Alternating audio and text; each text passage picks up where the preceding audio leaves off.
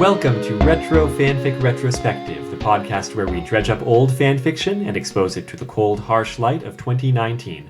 My name is Amato, and with me are... Tori. And Chris. And we are continuing our coverage of Frank Verderosa's Final Fantasy VII Internet series today, which may or may not be the same day that we recorded the last one. Don't give away the secret.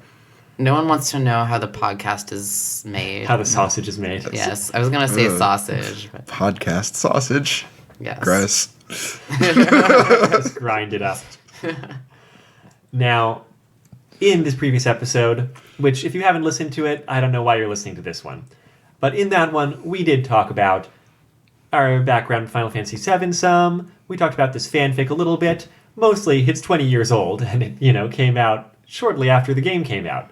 And it's kind of one of the early, well-regarded or notable Final Fantasy VII fanfics that went around the internet. This is the second story out of 8.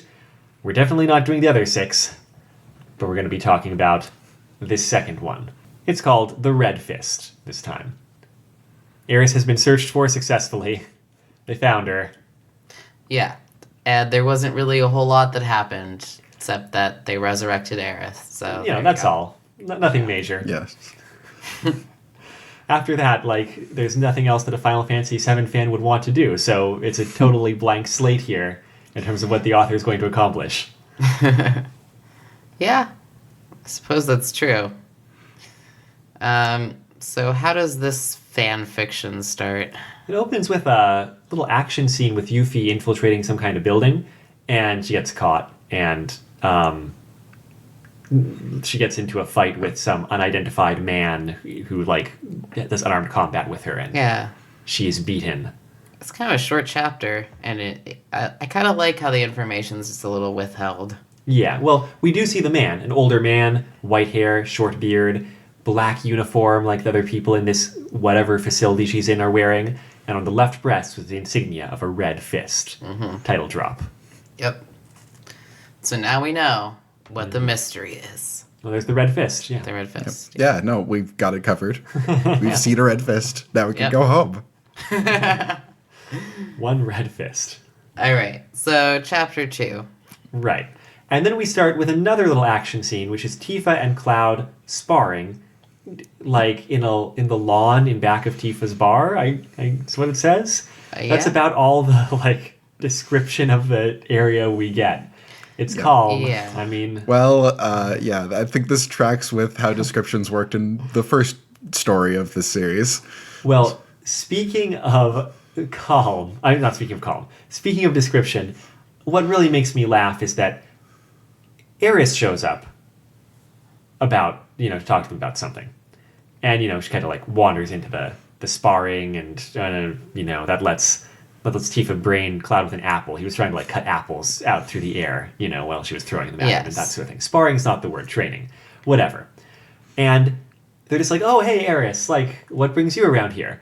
And that means that we totally skipped any emotional reaction between characters to Aeris' resurrection. Yes. 100% skipped, because there was no epilogue in the previous story. And here, they're all just oh yeah, Aeris, she's a person who is alive, who is around. Yes. Actually, the first thing that happens is Tifa's, throwing apples at Cloud, and he's trying to defeat the apples. And he sees her, he turns around, he gets hit by the apple. Right. And so I think immediately we have this sense of tension that comes to fruition. Oh, yeah. Pardon the pun, fruition. Ooh. Later on, between, the Cloud with Tifa and Aeris, deciding who he's going to be romantically involved with, because Tifa we're feels dealing insecure. with 90s monogamy situation, whatever. So, Yeah, this fan fiction, yes, certainly.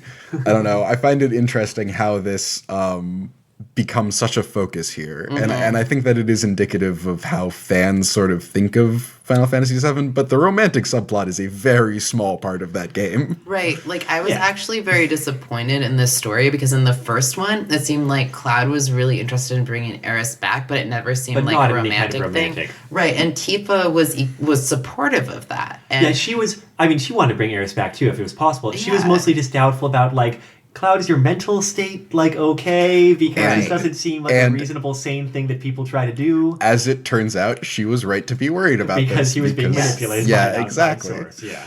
Which, I mean, one would feel he should have really been prepared for this sort of thing to happen again. But what I like in the first fanfic is Tifa was still very understanding of how much Cloud cared for Aerith. And, like, she was like, she was, like, super important to him. And that doesn't affect me or make me feel insecure, despite the fact it's implied that they're kind of in a relationship in the first story. Right. But in this story is when she comes back and there is some tension. And I was kind of disappointed that it went that route. Yeah, anyway. Especially since the author totally ignores the other two romantic interests that Cloud has in that game, which is Yuffie and Barrett. Of course. Just not even mentioned in his possibilities, you know? And Reno. No. No, Reno was not a date option. I think you're forgetting that he is a bloodthirsty Yakuza member, which the author of this fanfiction might also be forgetting at this point. Exactly. Well, also, you cannot date him, so... Well, yes. You remember in The Golden Saucer? Like, yes, Barrett and Yuffie are date options. This is true. Yeah.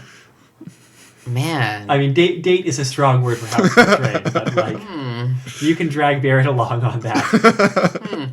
If you're just a total jerk to all the female characters, I believe. Yeah. Okay. Yes, yeah. Taking me back here. And anyway, yeah, that's one of the major kind of threads of it. Much better than that, the date with Barrett in the Golden Saucer, because he's super pissed off because you just went through Coral and like people still hate him there. Yeah. So you get to the Golden Saucer and he's just so angry the whole time you're on the date with him. That was actually really funny. Anyway, yeah, it's a through line in this story. It's one of the main plot threads, is this romantic tension between the three of them. And I feel like in this story, like in the first one, I felt like it was clear that Cloud and Tifa were in a relationship. It didn't feel that clear in this story to me. It felt like there was this thing where it's like, oh, you haven't like told Tifa how you feel or whatever. I don't know, maybe they're in a relationship and he's just, like, uncommunicative, which would not be a shock, but I don't know. Yeah, I see relationships, like, played out like this in fiction about teenagers, which I don't think these characters are supposed to be teenagers.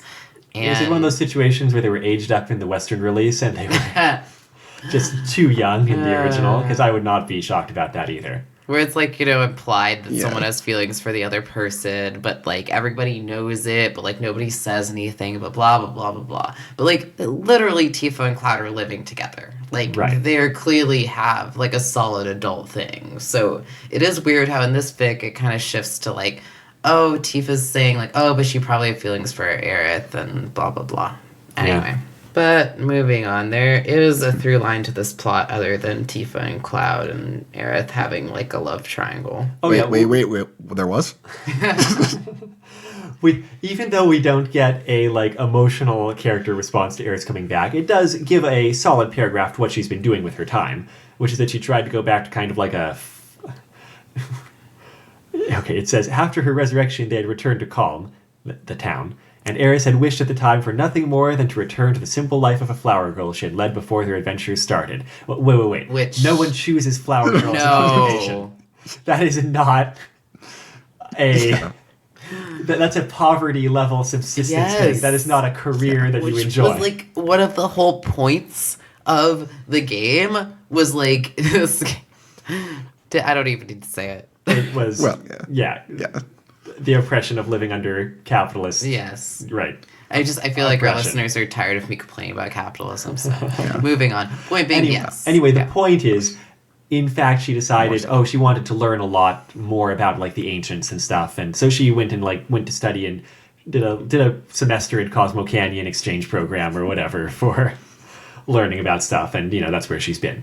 But she comes back to them and she says, Yuffie's missing. I got a message. Something weird's happening. Godo wants us all to come in and help out. Godo being Yuffie's dad, who is, I think, what's the term for the ruler of Wutai? Would it be martial arts master? Just whoever's best at martial arts rules. That's about right. What do they call the leader in the Naruto town? Hokage? Yeah. He's basically a Hokage. He's the Hokage. And so it's really just I said that the first fanfic felt like a ROM hack plot. This feels like a tabletop role-playing game plot, where like, oh, it's been a year since the last adventure, and now I need an excuse for all the characters to come back together. And so like, what have you been doing in your downtime? And everyone, talks about what they've been doing in their downtime. And then it's like, great, so you all get a message about an adventure that you need to go have. And Yuffie's player is not at the table today, so that's what it feels like. Because pretty much everybody gathers up in Wutai. Yeah. But they have to fly there, though, because Cid has made a new flying machine. This is like kind of a big point. Like, for some reason, he disassembled his old what is it? The Highwind. The Highwind, and yes. It's for rocket parts. Yes, it's mentioned that it's for rocket parts, which I like. If there was any reason that Cid would disassemble the Highwind, it would be to build a rocket ship. But really, I don't know that I quite buy this. In the author notes, the author says, Yes, I don't know why I had him disassemble the Highwind. That was a bad idea in retrospect. Yes. So I had him build a new one. The Slipstream, which is it's a good name. A great name. Yeah. I really like it. Sure, but unfortunately, we get the description of it as, I think, just a black jet, and that's about it. So I'm picturing the Blackbird from Claremont-era X-Men. That is what I had in my mind. Yes. Yeah, I mean, that seems maybe what I was picturing, yeah, too, it's now a that bit, I think about it. Yes, it's a bit not quite Final Fantasy airship design, but right. I see why you went there, and I went somewhere similar.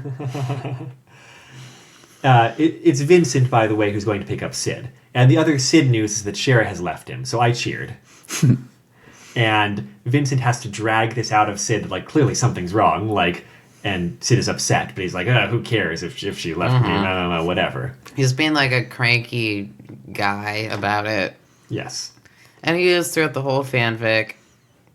It's not a good plot thread, that his relationship. He never grows to understand her. I'm not even sure she gets lines in this story. Nope. No. She doesn't appear in the story. No. Except, at the very end. But anyway, we'll get there. I do like the line that Vincent's just sort of considering Cid after this revelation. Cid stood up and grabbed his backpack. "Stop looking at me like that," he exclaimed. "I'll tell her, eventually. Tell her, like, that he misses her, right? Now let's get going. Whatever is going on in Wutai is probably more important than anything that's going on here." "I'm not so sure," Vincent said. And it just made me laugh that, like, Vincent was like, "No, I think your romantic troubles are, like, super important right now." and probably you're just looking for an excuse to escape them, which is totally true. Yes. And he does. He successfully flees his romantic troubles on a jet. He's, like, super emotionally unavailable, and yeah. I'm not a big fan of Final Fantasy VII Cid. No, he is not the best character. He does have some redeeming qualities, I would argue, but they're not in how he deals with his relationships for the most part. Yes, that's correct. So they pick up the people. At least they've got, Tifa and Cloud and Eris and Vincent and... Red. Did I say Red? Cid. I don't think Barrett's there. Whatever. They meet up with Godo. And Godo tells them the story, which is that some Wutai's materia have been going dead, like dull gray. And it isn't just Wutai, it happened at Icicle Inn before that, so it seems like it's kind of affecting all the northern regions, spreading south. So obviously they were like, well, this is coming from the north. So he sent Yuffie to investigate, because if materia stopped working, that is clearly the best motivator possible for Yuffie, I assume. And she hasn't come back. And so Godo's very concerned about this. And basically he just deploys them. He's like, oh yeah, everybody else is gathering at the Gold Saucer, so go pick them up at the Gold Saucer and go check this out. they'll take that quest because the DM doesn't have anything else planned tonight. So it's really that or go home. But I mean, also they're very concerned for Yuffie. And I guess Materia. Yeah, this is it's a particularly like RPG kind of moment. Like, I wasn't sure why we should be very invested at this point, but it did bring all the characters together in very rapid succession and give them a quest. Then we get this Tifa flashback to the destruction of Nibelheim, and I don't quite get why. Mm-hmm. Like, that doesn't... And her father's death, right? I guess... That happened at the same time, yeah. Yeah. He was one of the people who got killed by Sephiroth, if I recall correctly. Right, yeah. But that's kind of the fun of her flashback, and I agree. I don't know why it's coming up right now. I mean, it's actually a very well written. The scene is good. It's just like I don't quite get how it hangs on the other threads that are going to be happening. Mm-hmm. But whatever.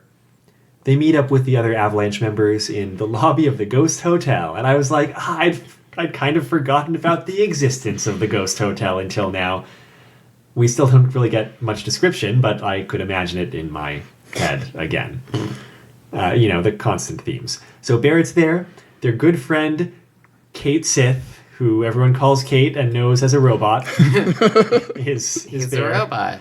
He's just a little cat robot riding a big Moogle robot. And whatever else is going on in his life is nobody's business. Apparently, yeah. Like, that is... You know what? It's so much, like, especially bizarre. Not to harp on this anymore, considering our previous episode, but, like, oh my god, everybody else gets character beats and character moments. And it's like, nope, nobody cares. Cait Sith? You're just a robot, friend. Well, I mean, Cait Sith is very clearly just cool with all of this. Like... He's pretty chill. Yeah, I mean, he's good. Like, he's got his life where he's not being a robot that he probably has great adventures in and goes through emotional character development. But no, this is his robot life. Right. Right. But that's the weird part is there's such a focus in these stories, especially on the characters' relationships with one another and the strength there. And it's like, how can they even have a strong relationship with him if they don't even fucking know what he's doing in his life? Like, they don't even know who he is. Maybe this is just that it's an identity thing where, like, he wants to live as a cat riding a Moogle robot, and, like, maybe that's just his best self. But with, like, no, like, history, experience, right. Like, emotional relationships, like... He's got, like, nothing here, you know? He's got, like, I got kind of a personality, but, like, no character depth. Yeah, that's why I say kind of. Yeah, anyway. I mean, certainly in the way he's portrayed here. That's what I mean. Yeah. No. Well, also, he has character beats in 7. Like, he's a person who has, like, a motivation and guilt and... Oh, yeah. Like, and it's very important that he is someone that was working for Shinra and turns against them for the sake of the party, and he had reasons for doing them. There's complicated bits here. I still don't quite understand how he, like, goes to the bathroom. He's operating this robot all the time. Like, I don't know, but whatever. Like, the robot, they don't mention truly it. the important parts of this character. You'd just be like, hang on, everybody, I need to stand still for a moment. Can you just, like, wait 5 minutes while I stand here in this dungeon? I don't know. Okay, the point is... I'm sure he waits until a fight is complete to use the bathroom, just like everybody else, Amato. No, I'm not saying in the middle of a fight, just like... Oh, in the middle of a dungeon. Okay, sorry. I misread you. Okay, so everybody's gathered... all the people go to a call to save Yuffie. Barrett's there, Cait Sith is there, Rude is there, Elena's there, Reno's there, because he also hired the Turks. Mm-hmm. Yep. And we get into some kind of dubious interactions between the Turks and Avalanche. Yes. Some of it is fun, and some of it is just... mostly like Elena and Barrett, but Elena on the one hand and Barrett and Tifa on the other hand, blaming each other for being mass murderers. Oh my gosh. more than once. Yeah. It's like so clear that the author really liked the Turks and liked the protagonists and wanted to see them united in some way. And I'm not unfamiliar with this from, like, you know, looking at fan art, you know, when I was younger.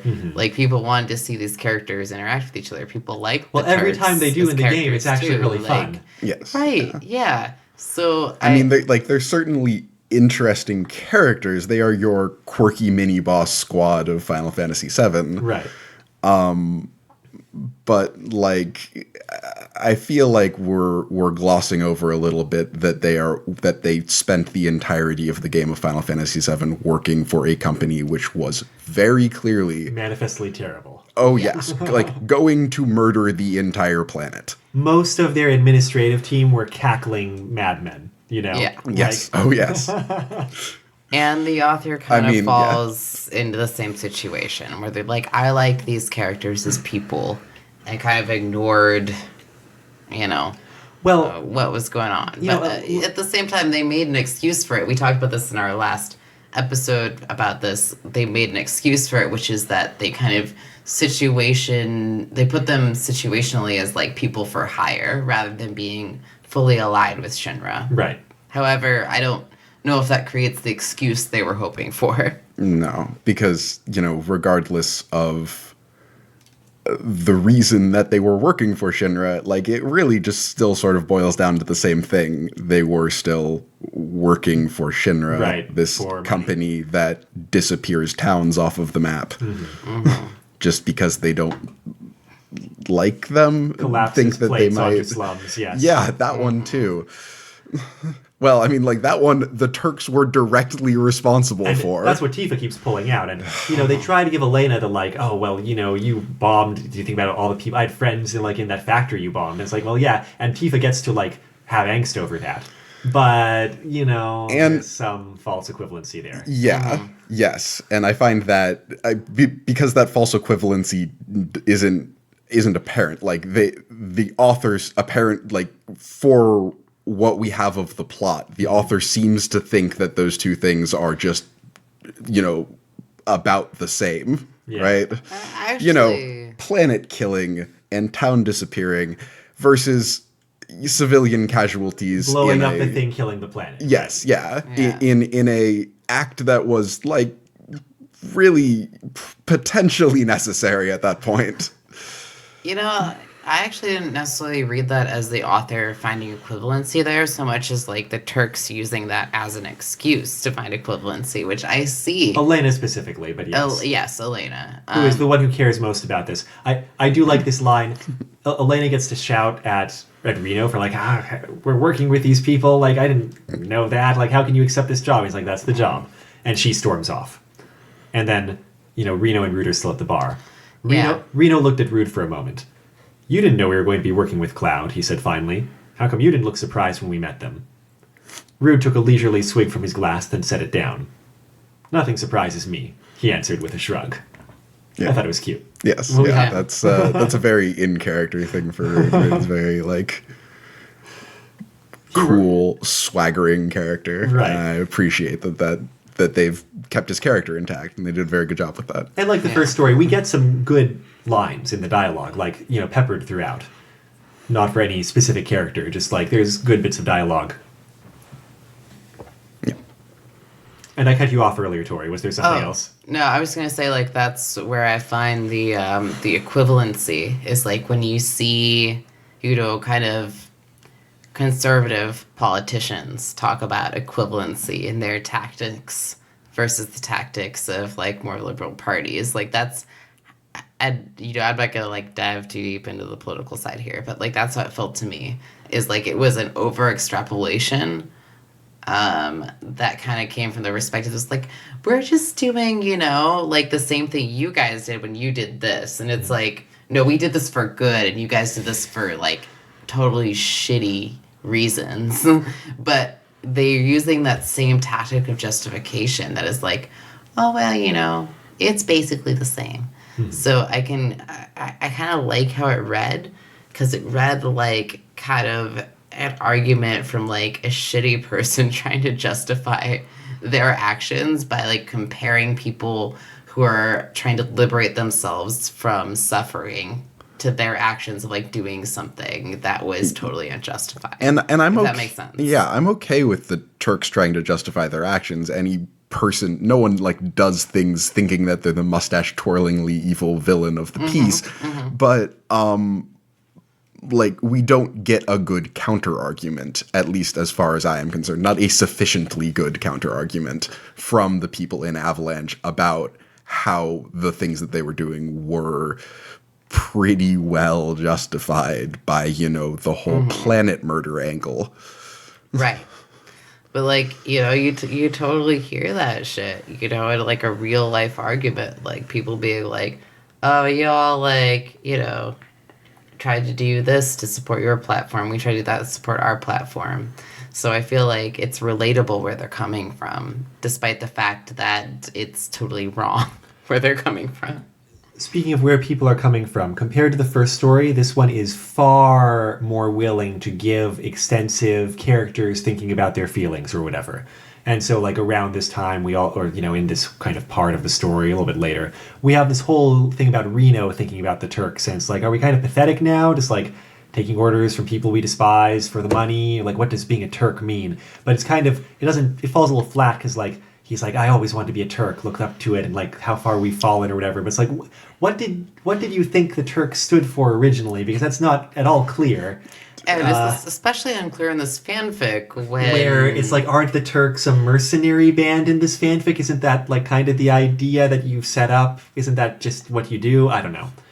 Yeah. But there's scenes like that, at least, where the author's spending time exploring characters' inner thoughts instead of just going from plot action to plot action. But speaking of plot action, they all head to, like, Icicle Lodge and snowboard into the snowy wastes to explore. Because it is the only way to get into North Crater. At one point, I think the Turks or someone's like, oh, we should have gotten skis instead, because then at least we go cross-country. Why do we do snowboards? This was kind of, like, super cute, though. Like, Tifa's the best snowboarder. Well, Tifa is the best in her group, and Cloud is the best in his group. Well, those were the two people who got to play the game. But yes. That's a why golden it's saucer. cute. And then there's a comment about Red riding his snowboard and how no one has ever seen someone ride a snowboard sitting down. Yep. It's just so cute. It's like, I did not expect Red to use a snowboard.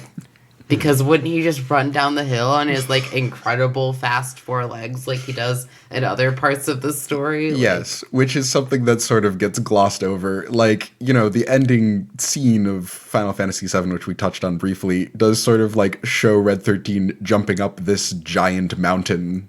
Yeah. Well, at least in Advent Children, you get that. I think you do in the original as well, if I recall correctly. But then, like, we have that scene in Wutai at the beginning where it is vitally important that they try to climb a sheer mountain face. They're like, Red 13's like, climbing is not my strong suit. I'm like, wait a second. That's a good point, yeah.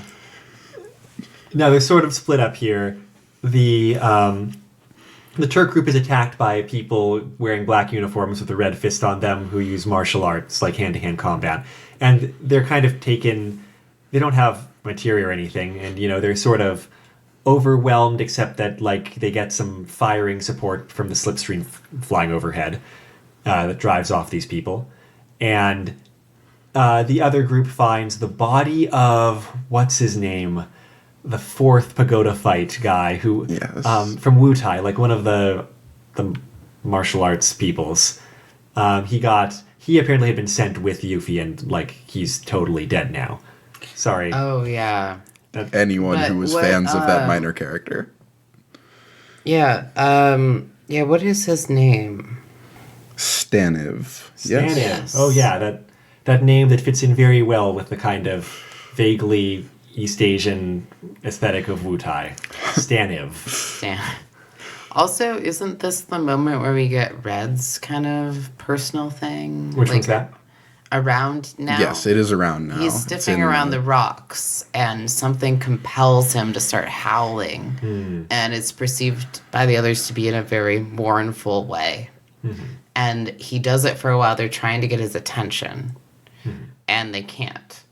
And eventually he kind of snaps out of it, and he's like, I'm sorry, something overtook me. I sensed something. And that's foreshadowing for something we're going to get towards the end. But it was a significant point, even at that point, to me, because I really didn't like how academic he was until now. And like not academic necessarily, I guess. Being academic was fine, but being emotionless wasn't fine. Yeah. You know, he's a beast, and he should have bestial qualities, but he almost felt he's like, not a beast. Yeah, well, He's just quadrupedal. Yes. He's not a human. And it almost worked like it felt like the author worked overtime to deny his bestial qualities by making him super, like, cold and academic. And I wanted to see that passion. But when he does experience that passion, he's like, that was weird. That was weird for me, you know? And I didn't like that, especially because towards the end, there's a very real reason for it that is a big part of who he is. And I think we'll get to that. But my point is that it felt weird how they shifted the character around. Yeah, and I definitely agree with this. And, like, the fact that Red 13 is the last of his race and this sort of animalistic intelligent species is, you know, like, sort of vitally important to how his character is portrayed, you know, like how he is an outcast from, you know, human society just by nature of who he is and the species that he is, and how he is, you know, more in touch with nature and the planet in some ways because of that. So trying to deny that part of his character seems sort of brutally false to me. Yeah. So yeah, that's a good criticism of his portrayal, as we mentioned in the previous episode. But let's try to kind of push through this a little more in terms of plot. Yeah. So we do cut away briefly from the main characters to have like a Yuffie escape attempt. She's being held by, you know, some people in a place. We don't really get the details from her perspective, but she fakes being sick and, you know, beats up a captor. And then she gets to be defeated by this like honorable older person who remains nameless at this point. Yes. There's a lot of mystery at this point, I think. Yeah, the mystery is going to be pretty cleared up for us readers in about 5 seconds. But, you know, this older person who seems to be in charge of this facility is like, oh, well, I imagine you feel honor-bound to try to escape, but we're not going to let you escape. So just so you know, that's not how he phrases it. Yeah, he's a little bit more threatening about it. He's got the whole... we're going to let you live because we think we can keep you captive, but if you're too much trouble, we might off you. Right. Sort of rhetoric going You're more for him. useful to us dead than alive. I mean, alive than dead at the moment. Right. And it's also worth noting that this is the same older, skilled martial artist that defeated her when she broke in at the beginning of the story arc. Right, which means to some extent this wasn't really a necessary scene. Yeah. I mean, it was... I mean, I guess it's nice to see Yuffie being a cool ninja. Even if she can't be allowed to win at this point in the story. Yeah. Well, it is better for her character, because I feel like her character moment in the first story we read was like not being willing to pass her ninja test, honestly, being afraid of heights. She gets a little bit more in this, but at the same time, she also is just kind of captured and then isn't really much in the story after that. Yeah. I guess it's not the best Yuffie highlight, no. But speaking of skilled martial artists, things up in the Arctic when they're exploring come to a head. It doesn't really matter how it happens, but they end up in a conflict, again, with these, you know, martial artist people who are around being antagonists that the Turks ran into before, remember? And, like, they were saved by that strafing run. And there's a big fight scene, and going into this, at this point, knowing that there were going to be a lot of martial artists running around, it's called the Red Fist, I was kind of expecting that, like, Tifa would get to be the best martial artist by a significant margin. And one would figure from her portrayal in Final Fantasy VII. In fact, from all of these characters' portrayal in Final Fantasy VII, that they would just be really, really good. Right. But I mean, but that would be a Tifa highlight in particular. Yeah, and I agree with this. That sounds about right. These are supposed to be the most skilled people on the planet. Tifa's the only martial artist, so it stands to reason that she's the most skilled martial artist on the planet. They've gained so many levels, so much experience points. Yeah. I mean, yeah, from a game standpoint, nothing's really going to stand in the way of a high-level Final Fantasy VII party, except maybe some endgame bosses, even without any of their materia like they are now. Well, sure. It's if you're talking about even the canon weapons, it's oh yeah, this is the ultimate projection of the planet's will and the planet's ability to engage in destruction to heal itself or protect itself. We can just speed it up. It's fine. Ultimate weapon, not a big deal. Anyway, what I'm getting at is that it is probably true that Tifa's the best martial artist in these fight scenes, but it's not by a huge margin. It's not by a margin that really matters. All of these people are kind of on that same, scale of power. Mm-hmm. And so the fight scenes kind of go, it's very even, surprisingly even, I would say. And I mean, the main characters are also outnumbered, but I don't know, just less ass kicking than I was expecting. Yeah, and they also have this compound party too of them and the Turks. The Turks. Yeah, you feel there's a lot of people. It's actually hard to tell what the numbers are skewed towards, though. They are kind of up against this kind of tight army. So I just feel there's a little bit of narrative control here. No one's casting Knights of the Round in these fights. Well, they are without materia, but I understand your point. Of course they are. They are without materia. And I've got to say, one thing, this fanfic is actually kind of cool, its dedication towards having the things in the game be in the world, because people do use limit breaks. And I forget what fight it is, but at some point Ares uses Grand Gospel and it fills Cloud's limit gauge and he gets to use one of his limits. And they don't, it's a little odd because they always name the materia. It's oh yeah, we're using freaking Judgment Bolt, whatever. We've got the remove materia right here. But they don't name the limits. It's just the characters doing cool things. And so it's Ares, channeling some sort of power from the planet, and then Cloud being filled with energy and cutting something a million times in a row with his enormous sword. And I kind of like that actually, because it sort of gets to emphasize the coolness of the characters doing awesome fight things more than just the characters exploiting a game mechanic. Yeah.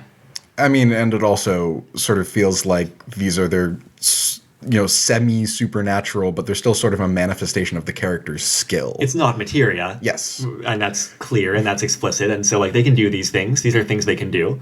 It's kind of neat. This big fight against the Red Fist sort of comes to a pause, actually. It doesn't come to a conclusion because their leader shows up. And it is the obvious person who it would be, because how many martial artists are there in Final Fantasy VII? 2. There's Tifa, and there's Zargan. So obviously this old guy is Zargan. Well, I guess Yuffie is a martial artist. The ninjutsu is a martial art, right? I mean, anyway, as far as people who punch Fantasy, other people with their fists. And fantasy kick other ninjutsu people, is its own different. thing. Yeah, no, good point. So there's Tifa's old master, who is also a father figure, of course. Especially since her father got killed by Sephiroth. Yeah. A while ago. Which we had a flashback to it.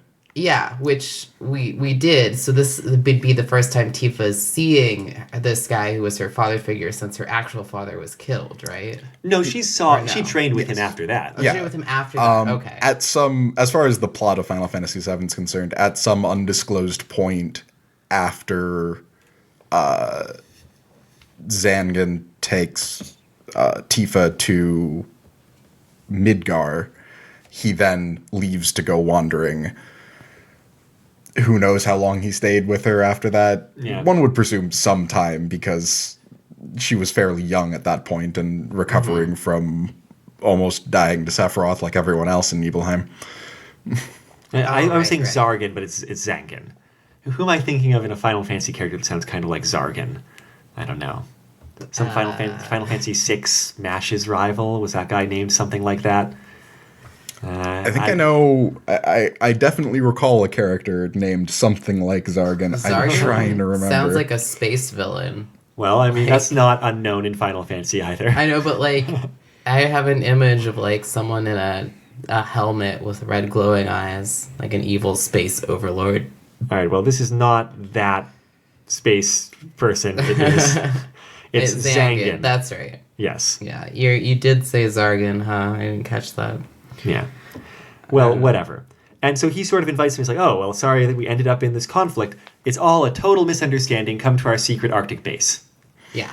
And the justification for that is we're just suspicious of any outsiders because we've been looted a lot. Like, yeah, there's these people like raiding us or something. Us. And the other party members, like Cloud in particular, is like, you just attack anybody who comes by then because they might be trying to steal from you. Like, he's pretty irate about it, and some of the other party members are, but Tifa's kind of giving a little bit of a pass because, you know, she looks on Zargan as a father. Mm-hmm. So it's kind of an interesting, there's some tension already building in the party with this. Yeah, but it feels like not quite enough tension. They do just sort of accept Zangan's explanation to some extent. I don't know.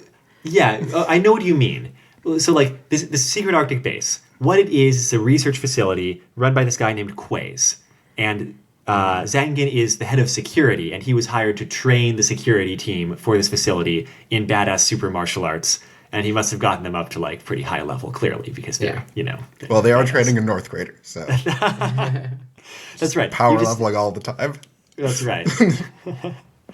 There's some item that doubles your experience in 7, right? Maybe they've got some of those. I don't remember. I don't either. I know there's certainly ways to get a lot of experience even without any items, so not sure it was strictly necessary. Yeah, they wouldn't use those items. They're too, you know... Well, Zargan would be too much of a purist to use any experience doubling items. That's right. That's not the way of the warrior. Martial arts code, yeah. He is supposed to come off as kind of an upright, honorable guy. And, you know, they get kind of their interviews. They're like, so Quays, what are you doing up here? And how much does he tell them? He's sort of like, oh, very important experiments that are totally safe and not sinister.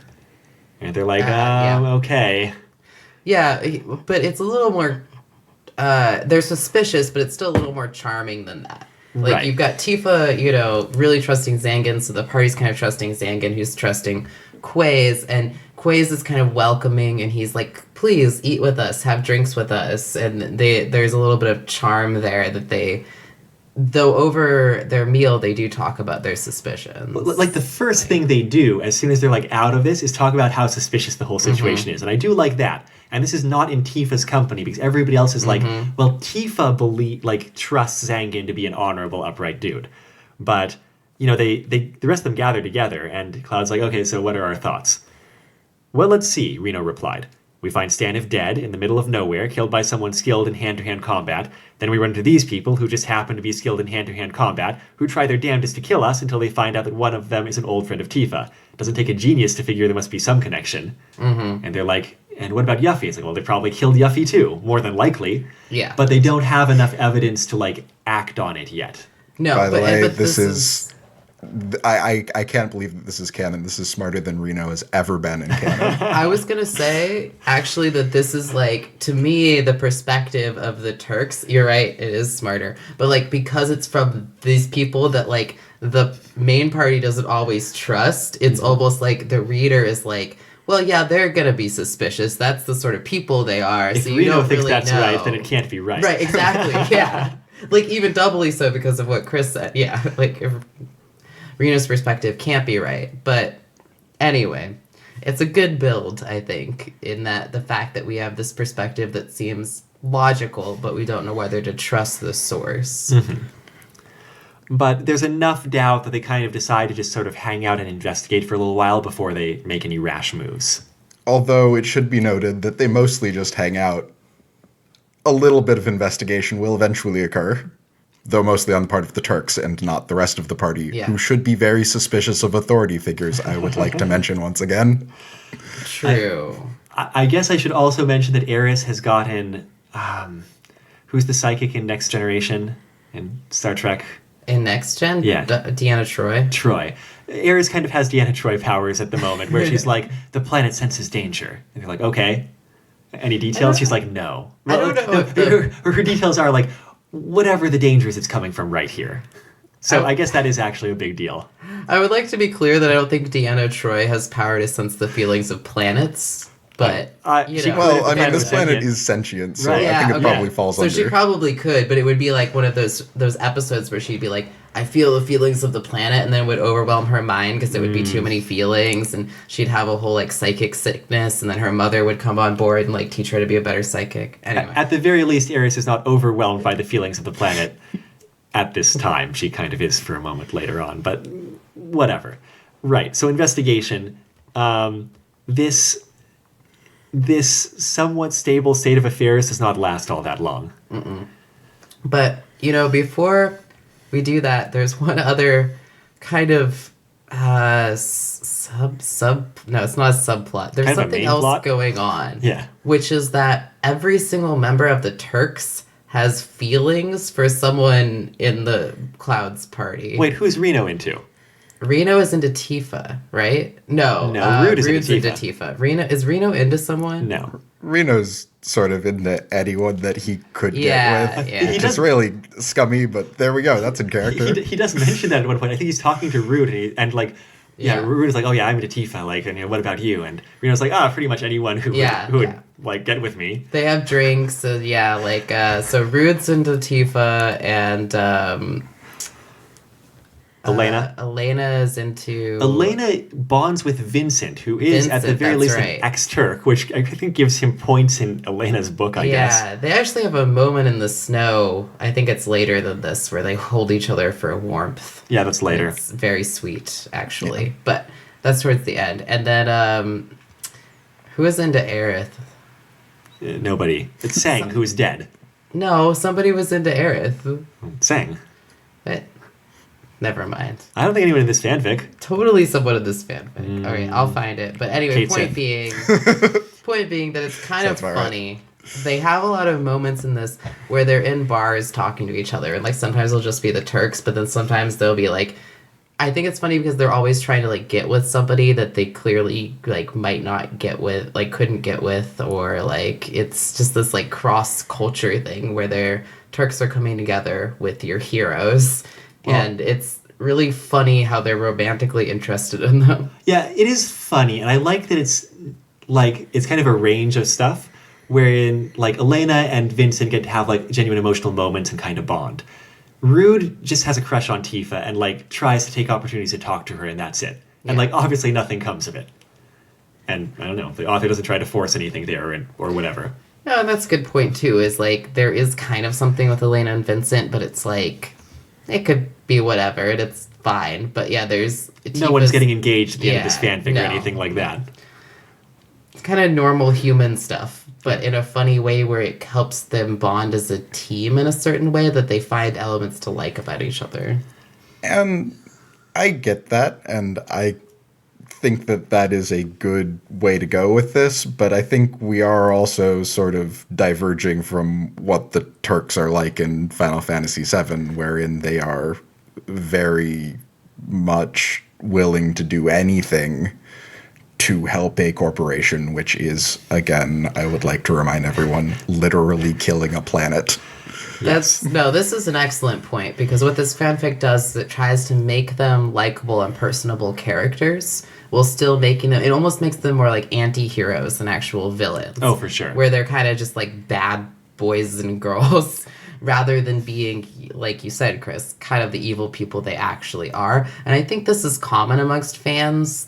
They want to see those characters be likable. Well, it calls me back to Draco Dormians, remember? Yeah. Where Draco was a main character in that, and in order to make him a protagonist, the author just sort of completely ignored the bigotry, which is a defining character trait of Draco in the source material. Right. And the author was just like, we're just not going to have that be a part of his character, and then everything's fine, right? And it's like, it's a lot more fine now, but you kind of had to make a leap to get there. Yeah, I think that's actually really common in fandom. And what I would like to see is this is after the events of Final Fantasy VII. these characters are put in a situation where they can have a redemption arc and change their philosophy and demonstrate that they like acknowledge their mistakes and demonstrate a change in philosophy. And instead of doing that, they're still just working for money again. Like, they're still just hired, and they don't really show any real change. Yeah, and they still seem to be professing the same philosophies that they did in Final Fantasy VII, where they're still calling everyone in the Final Fantasy VII crew in Avalanche murderers, even though they've now saved the planet from Sephiroth. And, I mean, like, they have some justifications for that. There were some civilian casualties in the things that Avalanche did, but they did also save the planet. Yeah. So, I feel like some self-reflection on the part of the Turks, I'm with you there, should be required. There needs to be a stretch to make it work the other direction, too, because there's a moment where the author acknowledges, from Eris, it's like, hey, you Turks, you killed my mom. Yeah. But I'm just going to put that behind me. Yeah. Like, and I was like, oh, is that okay with you, Eris? Like, no. Are you cool with that? And the fanfic's not interested in exploring that. The fanfic author is interested in having the two groups together so the characters can bounce off each other in a somewhat less heavy way. Yeah, this is true. I think the conclusion we've come to is that, the character work that it would take for these groups to ever be friends, if that was even possible, considering what they've gone through against each other, was too much for the author to tackle for this. So, they went the way of Draco-Dormians, which was, I'm going to ignore the shitty parts of these people, basically. Or at least largely. Or at least the conflict between the two groups, for the most part. I mean, that conflict's not ignored. It's just not... it's not just serious. Not played as serious as it possibly should have been. And I understand it. Like, you can't... There's certain things you want to do. You don't want to have to do all the things. I get it. But it does mean that it does ring a little bit, perhaps, non-canon characterization. Yeah. And I don't want to divert us too much, but I felt like they did a good job portraying the Turks in Advent Children, where they had them, like we sort of mentioned earlier, what they needed to do was be very apologetic for the way that they acted and trying to do everything in their power to actually help. Right. And they came off as legitimate enough side characters with all of those addendums and sort of barely interacting with the main cast because the main cast is still sort of pissed at them. You're right. Yeah, but this author did not have access to Advent Children. No. Alas. Not in the slightest. This was their way to do it, I guess, and I think there's a large part of the fandom that would have done exactly the same. Because there's a large part of the fandom that really liked the Turks. Yeah, I get it. So they have fun moments too. Yeah, their banter with the party is sort of clever and, well put together and smile worthy. But just because they're sort of entertaining people doesn't mean that they have good philosophies. And I think we are forgetting that those two things are not the same. Yeah, I think that's probably pretty true. But so that, nothing, at least, what happens is nothing much comes of the romances between them, except for maybe some allusion to Vincent and Elena. Well, but it is a strong part of the fanfic that kind of helps, that there is trust between them, that kind of helps the suspicions that, like, Reno has become, more and more fruitful for the rest of the team. And the suspicions of the Turks are what drives the next stage forward, because they just kind of take it upon themselves to do some, spying around. And I don't know, they try to sneak into this clearly heavily guarded tower area. It involves Elena trying to, seduce, distract a guard. I guess there was a cute moment where, Rude, as Elena's going up, is like, what if the guy's gay? And saying like that, it's your turn. And even better than that, it's the sort of Elena dresses up in one of Tifa's very skimpy outfits, and then Rude's idea is okay, then we dress up Reno in that outfit. I think that would be that's how it went, right? Yeah. And I just like that in terms of this using sexual whatever tactics is just 100% a tool. They'll use whatever tool, whatever. Yeah. And it can be funny, but whatever. Yeah. And basically they find Yuffie. They break her out. And, clearly, like, that creates a huge shitstorm in the facility and, like, breaks any chance they would have had of, like, investigating more calmly or subtly. Quick question. At this point, has Quays talked about his work yet to them? I forget how much we've learned about the work. What does he say? He's doing something about, taking a materia power and, like, expanding its influence, its area of effect, like, to multiple factors, higher.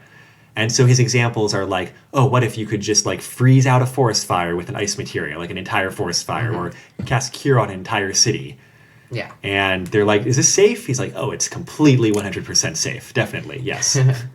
But in order to do this, he is drawing power from materia around in the world, basically. Yeah. I mean, he's saying, like, that won't be a problem forever. That's kind of like the research. Their power will be restored. However, a good point that I think Cloud makes is that he's taking power from materia, like, from unsuspecting people who need the power of their materia. And this is, is something that's happening without people knowing that it's happening, but it's happening for this research to theoretically build, like, the cure to cancer, basically, is what he markets it as, right. Metaphorically speaking.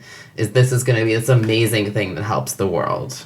But, who cares if people's materia power are drained? Because when's the last time we saw anyone other than the protagonists use a materia?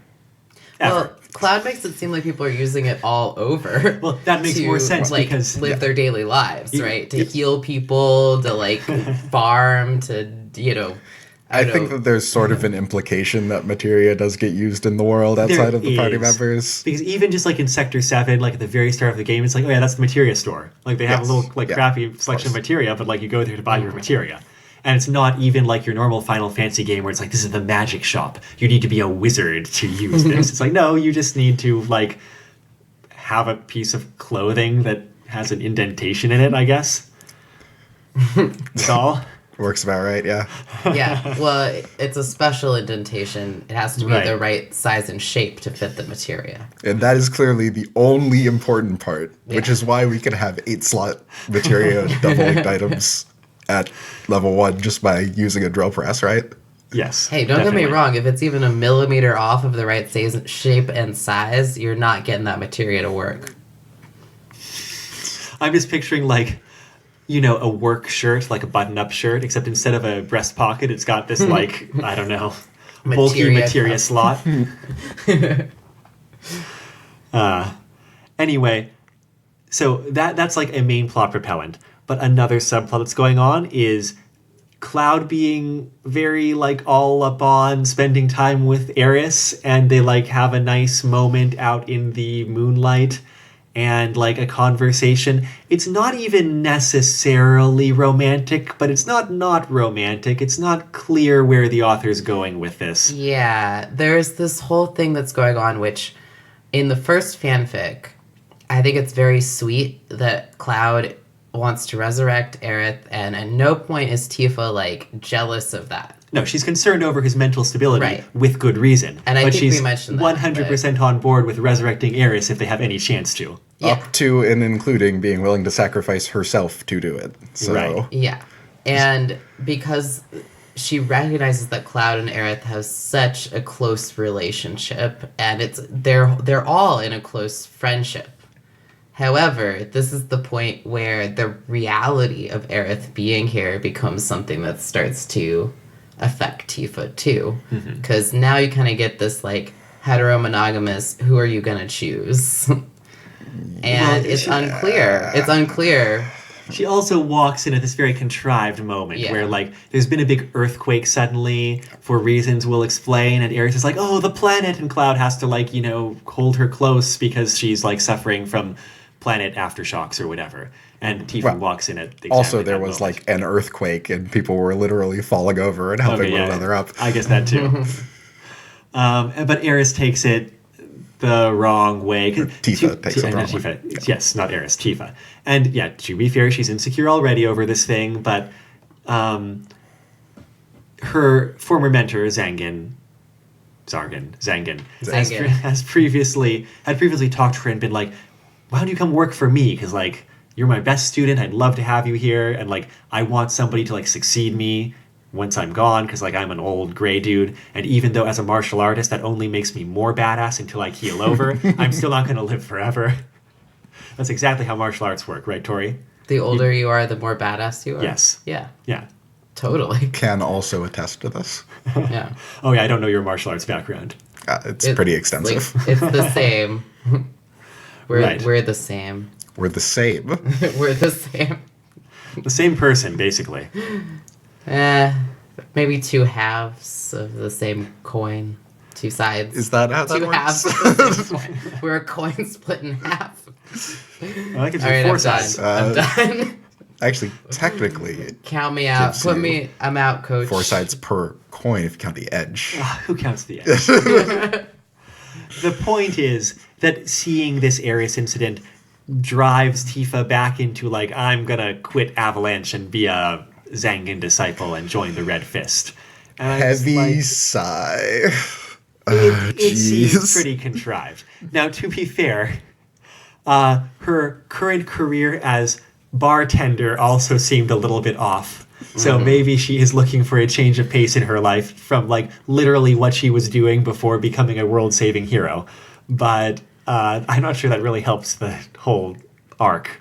I think that, to me, I don't know. What I see here is I do wish it had been explored a little bit more, but, like, Tifa's a young person who has gone through a lot of changes, and seeing Zargan again, I think, was really affecting for her. And having been a young person going through a lot of transitions, you know, and it's sometimes you feel a pull towards a change, but you sometimes are pulled in many different directions. And I can see how for her, this was like somebody she trusts coming to her and saying, I have this position for you. Here's a role you can fill, and being like, this is it. Like, this is what's calling to me. However, does the author do the work to, like, explain that that's what something she would want? Not necessarily. Yeah, I don't think that's how it's really set up. I think it's a lot more pinned on the idea that Tifa's doing it because Cloud and Aerith seem like they're going to be together and happy, and that just boggles my mind because it is saying that the reason that Tifa was with Avalanche in the first place isn't just because she loves Cloud, which is already a stretch, but that it's only okay that she's with Avalanche if she can be with Cloud.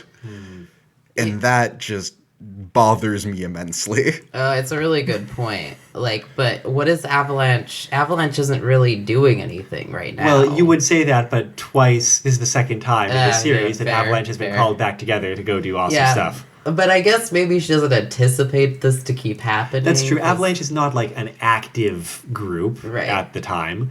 And, I mean... I don't know. It's getting pretty active at this point. They did just get called in by the head of a country. That's true. But no, I possibly the most powerful country in the world at this point as well.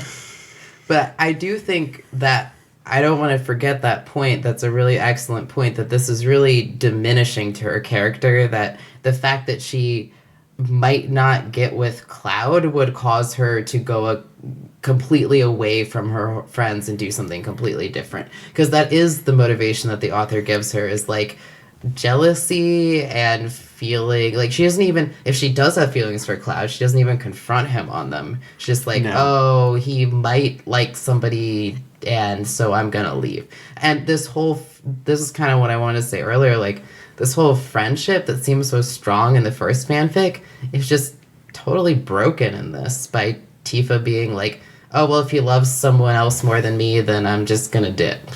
Like, you're still friends, y'all. Like, ugh. Now, I'd like to read this part. Blame is put on Cloud for not being kind of communicative and thankful to Tifa for all the stuff that she does for him.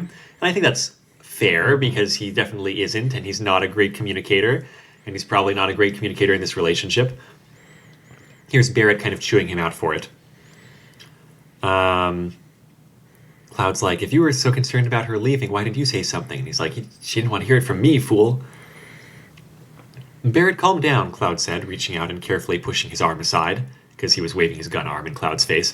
I'm sure she'll come to her senses if we just give her a little time. Time, Barrett snorted dismissively. You don't got no more time. She stood by you all this time, and what has it gotten her? Nothing. When we all thought you were a nutcase with all that was happening with Sephiroth, who was the one who supported you? When you were almost dead in Mideel, who was the one who sat by your bed and didn't leave your side for more than a minute? Who was the one who helped pull you back together in the live stream? She's done all that for you, and did you ever thank her, even thank her for it? Barrett glared at him. She's joining Zargan because I didn't thank her for sitting by my bed, Cloud said. Barrett threw his arms in the air. You're dumb as a post, he exclaimed. I give up. I don't know what she sees in you. I guess I'll just have to talk her out of it myself. And he strides out. And that's kind of also an example where in The Search for Eris, the first fanfic in this story, I kind of assumed that Cloud and Tifa were a couple. But I feel like they're not necessarily presented as one in this. No. At all. It seems like that's still up in the air. They just, live near or with each other and work together and have stayed together for the last few years since Avalanche, but they're not, a couple. It feels a little bit surprising. Well, I think there's two possibilities. One is that, they've just developed such a strong relationship over time and, this friendship that they've been living together, they've been doing all these domestic things together, but neither one of them ever was like, hey, this should be a romantic thing, because they were just happy doing that. But the idea that something might break up that partnership makes Tifa upset. The other possibility is that they are a couple and Tifa's just heckin' insecure about them remaining a couple, because for realistic reasons, because she never expected Aerith to come back from the dead. And this is kind of a big No, you don't usually expect your partner's ex to come back from the dead. Exactly, yeah. And be, ex is a strong word, but Yeah. I don't know who he went on that gold saucer date with in this canon, you know? Clearly point. Barrett. That's true. He and Barrett seem to have a strong bond in this. Oh, yeah, I mean, slightly more pissed at one another, which is sort of how that ends in the... How does the Yuffie one go? I don't really remember. Oh God, I don't either. I looked up the Barrett one. I don't think I ever actually got it because it's hard to actually get. You have to choose everything right. Yeah, you have to go into your playthrough of Final Fantasy VII intending to do it, and just not I think you can't have Tifa or Eris in your party anytime you can choose, because that makes them like you more, and you don't want anyone to like you. If you do certain things in combat, I know in 10 it's you get relationship points by if you heal one another and that sort of thing. I think it's the same in 7. And I think you can't recruit Yuffie either. Oh my god. Which is probably why I never got it, because I recruited Yuffie immediately. Yeah. Whenever I could. Yeah, of course you do. Right. Yeah, who wouldn't? Someone who wants to keep their materia.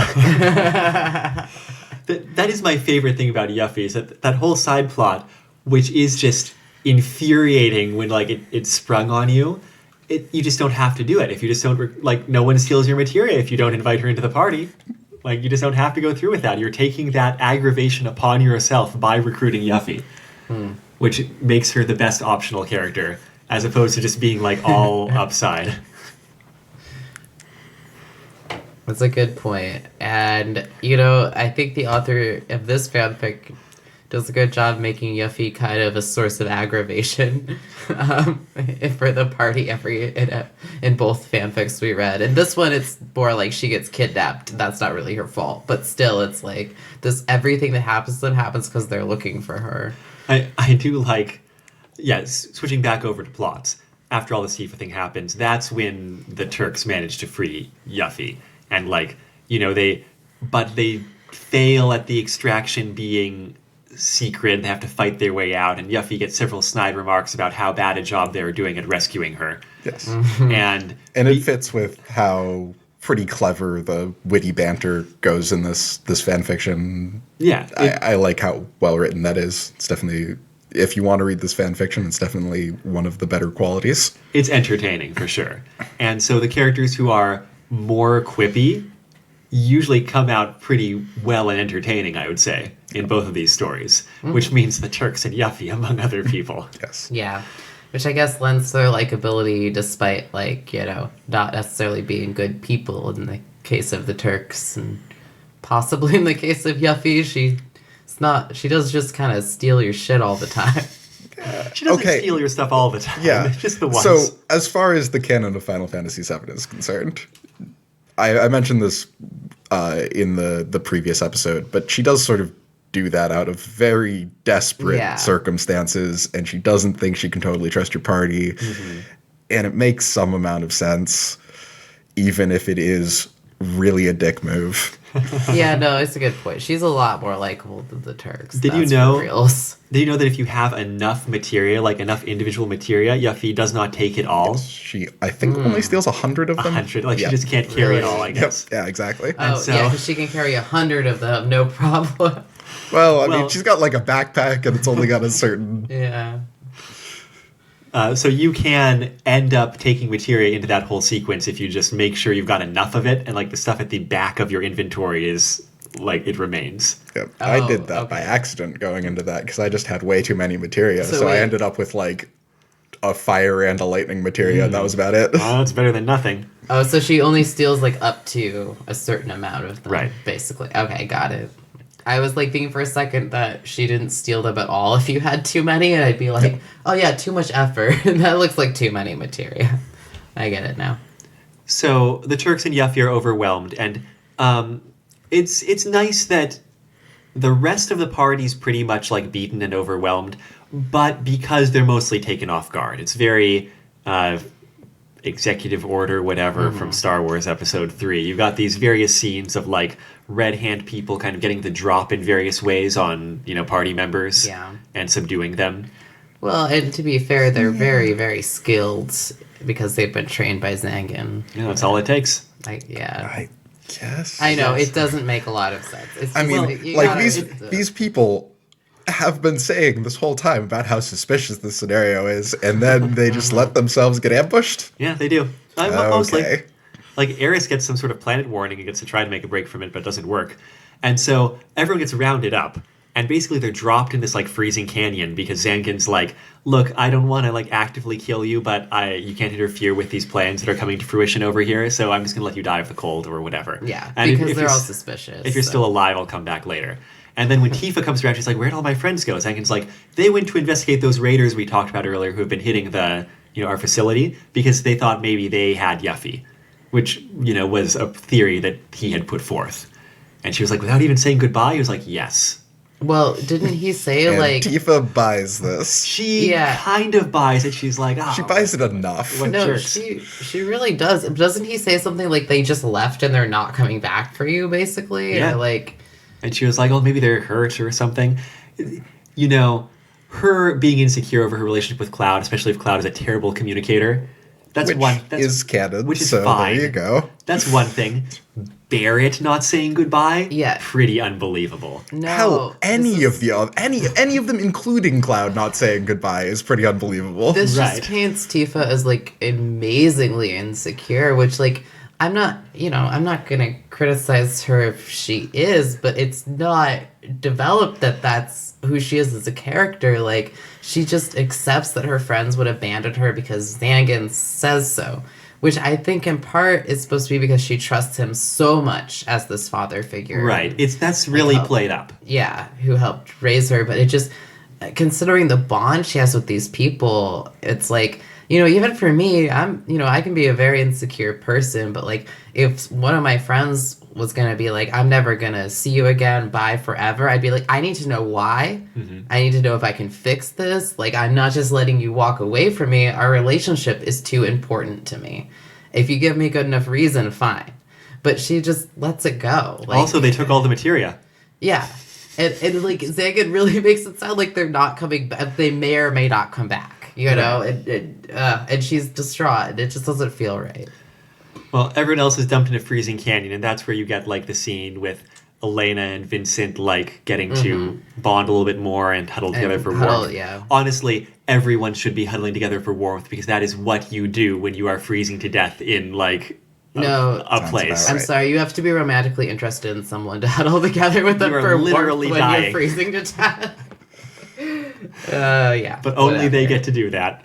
And like, okay, they do give a little bit of justification for this because Elena is still in the skimpy outfit that she was wearing for her disguise, so she's freezing to death faster than everyone else. But still, he like they should all. I mean, she'd get even warmer if everyone else was huddled with her. Yes. By the way, they would all get warmer. Barrett in the middle, everybody else all like kind of piled around. Cait Sith, you're a blanket. I don't know. Isn't Cait Sith made entirely of metal? There's got to be fur on the outside, right? Yeah, squishy mog stuff. Oh, so you know what? We skin Cait Sith. Just take a sword or a knife, like, remove the exterior. You're a robot, you're fine. You're the only one who's going to be fine because your physical body, like, your meat body is, like, in some, I don't know, cozy, like, capsule hotel somewhere. I don't know even how he does that. Honestly, that's not a bad plan, but when you put it as skinning him, it makes it quite less appealing. I tend to operate by, you know, D&D party logic, where, like, the players will do the most, like, efficient, brutal thing, like, direct point A to point B problem solving that you possibly can at any juncture. But actually what they do is they send, like, Reno and Cloud out to, like, go, maybe they can get to Icicle Lodge, maybe they can get help, like, whatever. It's better than everyone staying here and freezing. So they just go out there to freeze. Yep. Yeah. And what they come back with is these, like, rebel people who've been raiding the facility who basically know what's going on. It's like, I forget her name, like the leader of these. That's because it is spelled two very distinct ways throughout this whole fan fiction. What are those two ways? I think it is Renata and Renanta, if I recall correctly. That might not be correct. But the way my e-reader pronounced it at any given point was Renata and Renanda. But I think it was Renata and Renanda. Mm-hmm. Anyway. Okay, well, she gets to come back and save them from freezing to death, and also info dump about what's going on actually in that facility, which is that, what's his name, scientist dude, is in fact gathering materia energy to, like, do big old materia effects. What he's using that for is to send Ultimas down into the planet core. And, like, you know, huge super Ultimas or whatever. And the point of that is to hurt the planet. What's the point of hurting the planet? Obviously to force the planet to create a weapon. And so far this all, like, that hangs together. Like, if you actively start attacking the planet in Final Fantasy VII, eventually it's going to cough up a weapon at you. But then the hand wavy part to me feels like he's got to means control a weapon. How? I don't know. Somehow with the super materia. There's the super materia he has, right? It's like, it's all the colors. It's like the magic color and the enhancement color and the action color. So I guess if you put it into a slot, it's going to, like, totally increase your stats and give you a new command that casts magic and affect the other materia in the accompanying slot or whatever. It's a super materia. He can use it to control a weapon. It's fine. At least he thinks he can. And you know what? And that's what's causing these earthquakes that they're feeling, and the planet pain, phantom planet pain that Ares is feeling. That's the deal. And basically, like, it's about to come to fruition at about this time. So what do? They go back to the airship? Do they manage to get back to the airship? Is that what they do?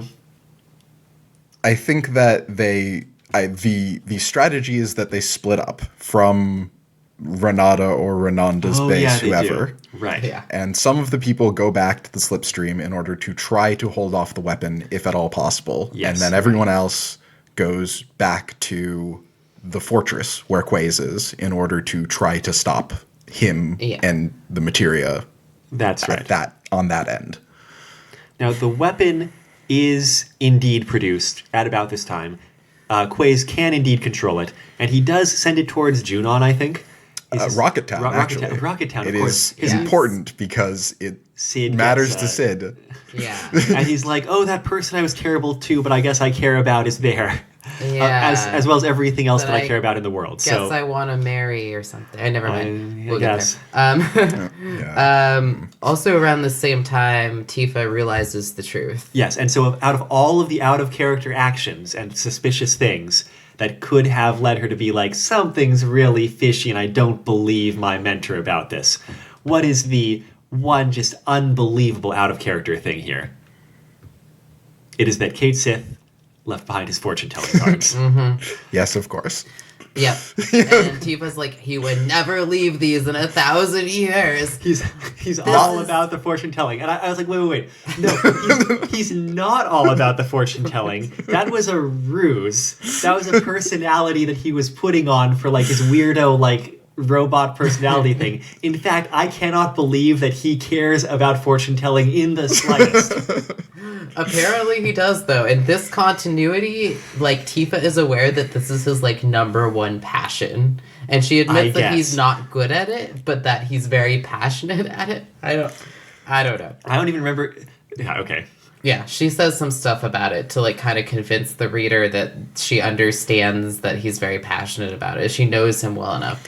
But nonetheless, I do think it's implied, even though that like all of these things are coming together, because like the reader knows all of these suspicious qualities that Tifa should be picking up on. That's just the last straw, I guess. Yeah, I think it's implied. I just don't think it's stated. Like, I mean, I guess that might be a stretch, but it's like, come on, Tifa, come on. Now, as an aside, I remember the fortune-telling thing where he gives you those fortune cards when you first meet him in the Golden Saucer.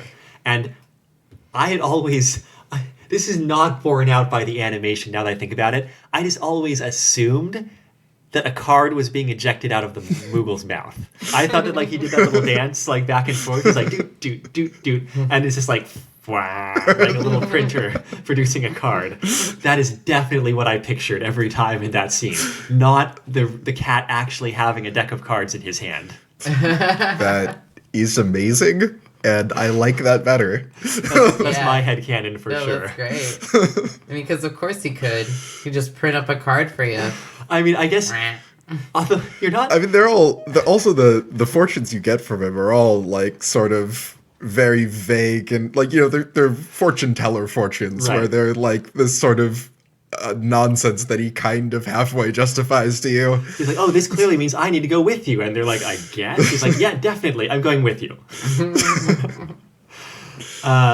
Anyway, I guess on the one hand, you're not explicitly supposed to know that he's a robot at that point. But if he's not a robot, what the hell? There are a lot of weird things in the world of Final Fantasy VII. I guess. Ours is not to question why. Whatever. Yes. Anyway... Perhaps we should take on the same ideology for this fanfic. It just means that Tifa... About that. It just means that Tifa gets to turn against Zankin and be like, I think you've been, like, lying to me about stuff. And he gets to be like, oh, yeah, I've been lying to you about stuff. And, like, I dumped your friends into a frozen canyon. But I hope you don't hold it against me. She holds it against him. Yeah. Well... Surprise. She was like, I thought I could trust you and that you were an honorable guy. And he was like, I've changed and I've got my reasons, and I guess we'll get to those reasons in a moment. Yeah, he doesn't reveal it right away. Yeah. So the fight against Weapon, it's an airship fight. It's okay. It's very strange because it is very much like a dogfight. Right. Well, I mean, that's all you can do. If you've got an airship and a weapon, there's no other way you can do that fight scene. I suppose we've just sort of been led to believe that is not really an effective way to fight weapons by the plot of Final Fantasy VII. Right. Wherein you just sort of get out of your airship and then punch them to death. Yeah. Because we've reached the point at which your weapons are just stronger than anything that you can equip onto an airship. Right. I mean, definitely just want to beat them up with an umbrella. Sorry. You don't have a character who can use an umbrella at that point in the game. Just beat them up with like a broom and, I don't know, what have you got? Clearly microphones and combs. Punching glove. Yeah, well, it's more cinematic, obviously, than like the Final Fantasy VII game is. Anyway, I think it goes okay. Like they tried to raise the stakes about heading towards Rocket Town. It just doesn't really stick with me, anything about it. Sid's piloting, Yuffie's there too. Who else is there? Someone else. It was really short and it ended very abruptly. Like, this is the thing about it, is like, I kind of wish, like we mentioned before, a lot of the fights kind of have some good notes. Yeah, like, they do. There's some good description, there's good description of use of materia or limit breaks without it being super, like, and Cloud did a limit break kind of dealy. Like, you know what? It's fun, but this is... To interrupt you, I totally skipped over Tifa doing a sparring session against Zankin's number 2, who is a total asshole. Yes. And like, he kind of gets some good hits in and stuff until she's totally infuriated and just unleashes a total can of whoop ass, which is of course her limit break. But when you hear it described, it's so brutal. And it's like, oh yeah, she did this flip kick and then she like pummeled him in the stomach and then like he fell down and she picked him back up and she like threw him and it's like, oh my god. The best part of this is that she stops right before doing Final Heaven because that would be the thing that kills him.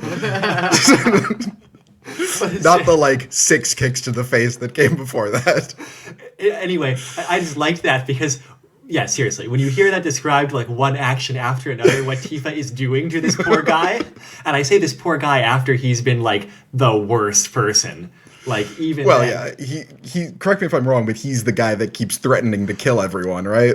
Probably, and he's also like, like you probably suck, and I'm also probably going to be misogynistic and like everything to be a total jerk.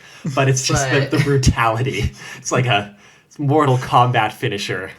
It's like 3 of them strung together, really.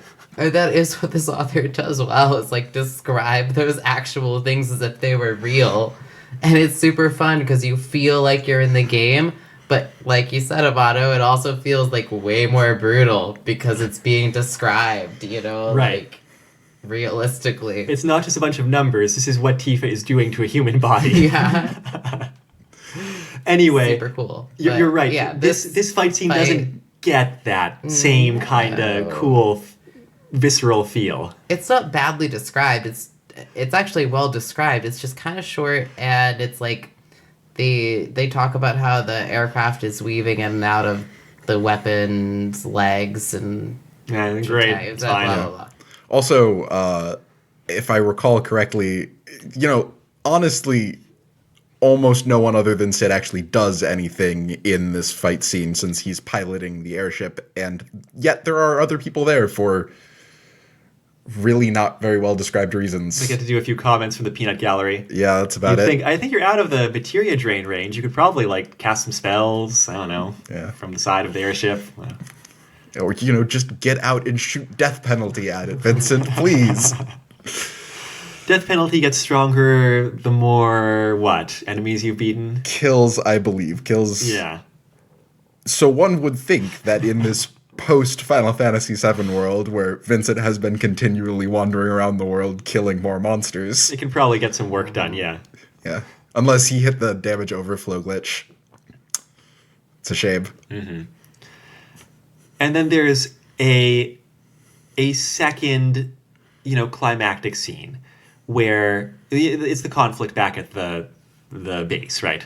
And when they're fighting Zargan, like he gets to drop the reveal about like, so why are you doing all this like terrible shit and like helping this guy conquer the world by seizing control of a weapon and being a like comic book supervillain? And he's like, well, the reason is that it's my son.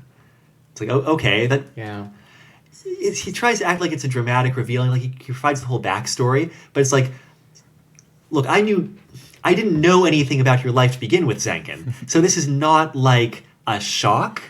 It's unknown information, but it's not like it changes what I understand about your backstory. Like, I don't know. Well, he does go on to describe like exactly what happened. Yeah. But yeah. And I mean, he feels really bad. Basically, like he didn't know that he had this kid and feels terrible about it.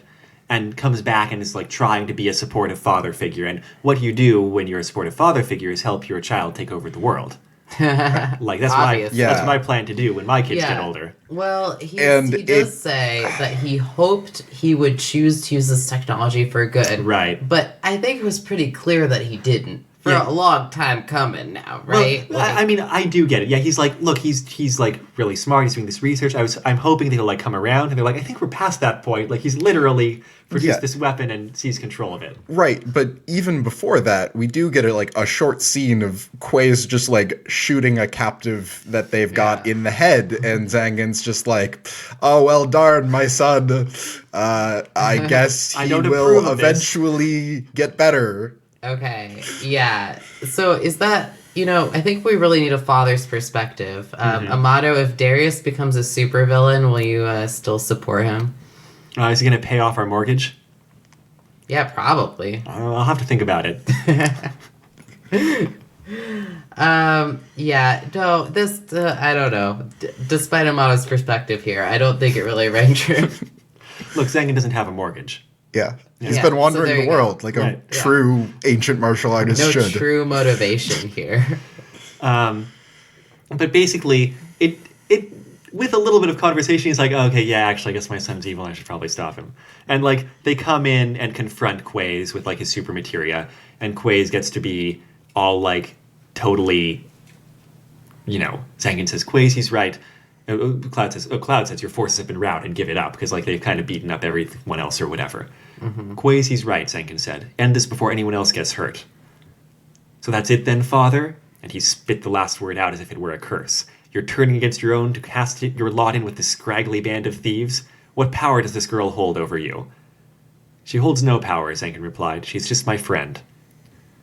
And you would choose this friend over your own son? Over a son such as you, I would gladly choose her or any of her friends. I have tried to look after you for the sake of your mother, but I see now that my feelings of guilt about her death have led me down a path that made me forsake everything I've ever believed in. Oh, now you see. Right. Now.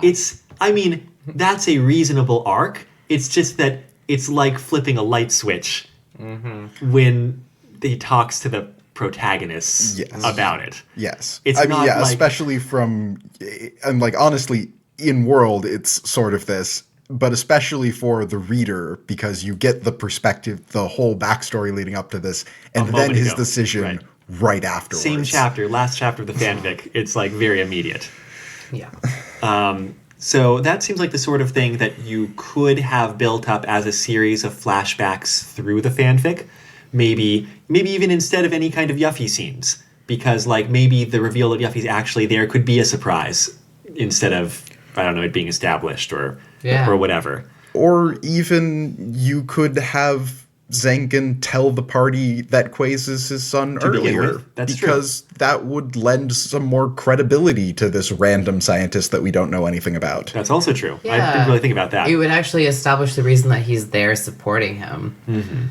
There are a lot of things I think that this author had really good ideas for. It's just, the way they were plotted and established leaves something to be desired.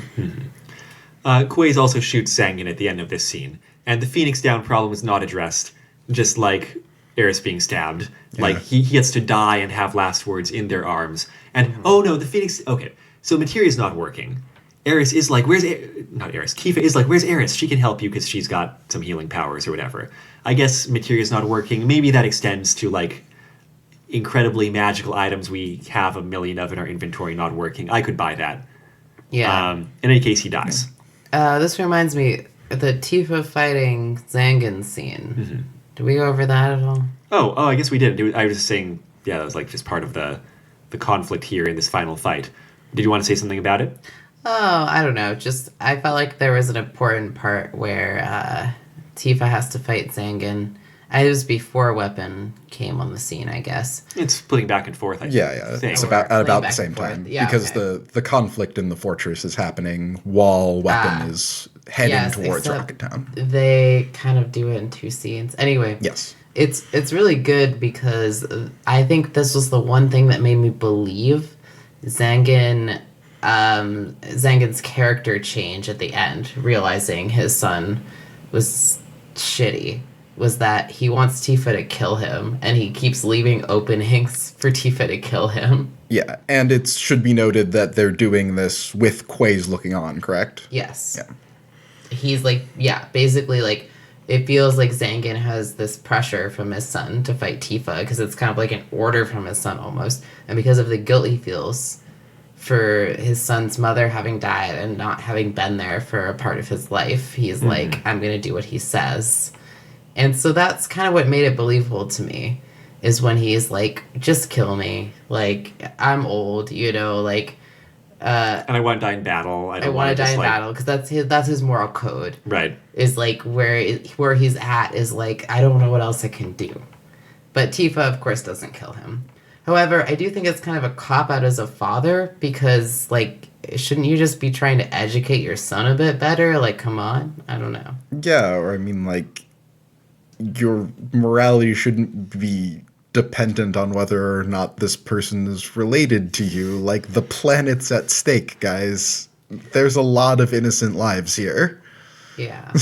But if he really wanted to help his son, he could have educated him instead of sitting back this whole time and quote unquote supporting him in his like reign of terror. It feels a little contrived. Yeah. But they do seize control of the super materia. It's, a huge materia, and Eris needs to get to it so that she can stop its control over the weapon, and she does.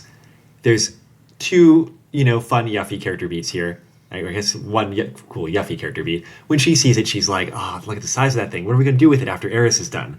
And Eris is like, destroy it. It's unstable. Materia can't be concentrated in its intensity for too long, and if it's left this way, it's going to explode. But can't we just use it a couple of times first, she questioned. Yep. Eris ignored her and walked toward the chamber. And then I just want to comment at the very end of the fanfic. I forget who checks in with Eris about the super materia. Probably. Oh, yeah. Red. Yes. At the very end of the fanfic, Red turns and looks at Eris. I was looking through some of Quaze's notes in the lab, he said, because Reds are academic now. They indicated that he had found a way to keep the super materia stable. That may be true, Eris replied. Red looked at her with a puzzled expression. But you told Yuffie the super materia was unstable. Eris shrugged. So I did, she said. And basically, she just told Yuffie that because she knew that there's no way Yuffie would not manage to take it if she knew that it still existed. And she just pocketed it. She's like, I thought it was supposed to be really big, but she's got it in her backpack. I guess it's big for a materia, not big for a room. Yeah. Yeah. And so, there you go. Given that the capabilities of the super materia were kind of vague and seemed to be pretty much like, not limitless, but, Deus Ex Machina-y, I've got to wonder how much that comes back in future installments of this. Yeah. I don't know. I mean, especially since it also apparently has the ability to stop all of the materia in its vicinity from working. That's true. Could drain power out of those. Oh, and the whole weapon situation, Sid does not destroy that weapon with the ship. He just distracts it enough so that Eris can remove control over it, and then it departs. Yeah, that part was actually a little unclear to me. I thought that was fairly clear. They're like, oh, they must have done it, and like the weapon just kind of turns around and walks away, right? So it was just supposed to be it departing, because there was this big flash of light, so I guess it was like, did they destroy it, or... But I guess that makes sense, now that I see it through. And then there's an epilogue. Oh, wait, no, that is a little bit unclear. A huge ball of light comes. Maybe that was supposed to be Eris, like, removing the weapon. Yeah. Deleting weapon. It's quite confusing. Yeah, because the ball of light comes and engulfs it, and then it's gone. But I can see that, that there was kind of a conclusion emotionally for our characters, and that weapon wasn't summoned anymore and returned, I guess, is that's what happened, right? No, you're right. That is a little unclear. Looking back at it. And, we've got a moment of Tifa angst where it's like, all my parental figures get murdered. That sucks. And it does, but she doesn't get to dwell on it. Mm-hmm. She and Cloud get to be like, we were both idiots. And it's like, yes, you both were. But they almost apparently probably confess love, and it gets interrupted. Because we needed to draw that out more, definitely. Yeah, to be honest, I was just going to forget about the, very end thing that happened before the epilogue. It's just like, what? Mm-hmm. All of the emotional conflict between Cloud and Tifa just dissolves because it was stupid to begin with. End of story. Yeah, there you go. Yeah, I'm with you on that one. Not to insult the writing too much, but this felt very, teenage rom-com-y sort of love triangle stuff for a lot of the interactions between Cloud and Aerith and Tifa. And that doesn't really set well with me, especially having experienced a lot of the plots, the romantic subplots in a lot of Final Fantasy games. That doesn't really seem to be how it bore out in Final Fantasy VII, and it doesn't really seem to be how any of the other romantic subplots in any Final Fantasy bear out. I like how you say that it's like teenage rom-com-y, though, because it is a little pulpy. And if you view it in that perspective, it makes it a little more palatable in the sense of, like, if you're looking for this pulpy kind of love triangle, there it is. It's just, I just didn't find it to be appropriate to the setting. The author notes at the end, the author does say, like, yeah, this tale had a pretty classic storyline. Quest, old master passing the torch to the next generation, things like that. But some plots never wear thin, and I think it's well suited to the characters. I'll try to be a little more innovative next time. What I do see here, we're reading the first two stories of 8. I see the author kind of experimenting and stretching out a little bit.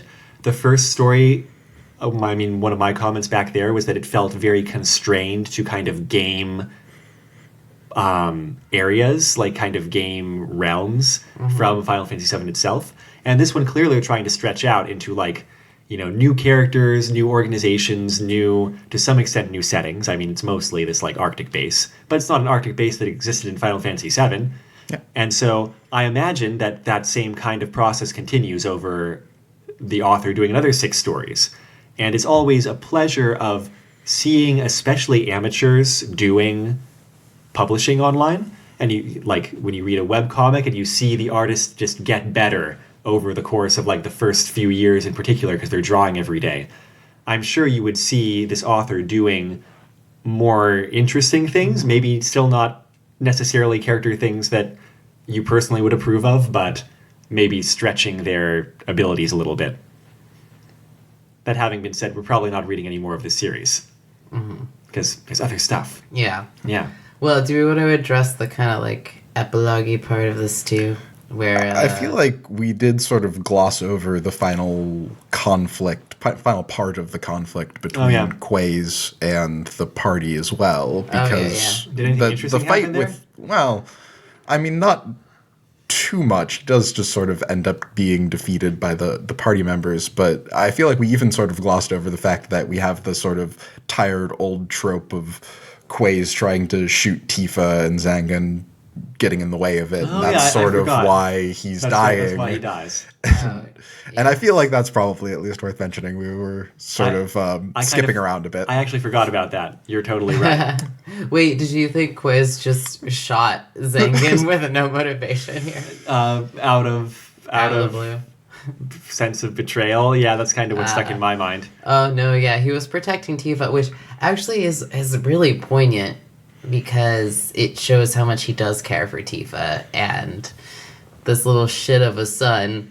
At least he has this daughter he can protect, who is a daughter figure at least. But come on, it fills that void because there's nothing like imagine feeling like responsible for a child who turned out to want to destroy the world.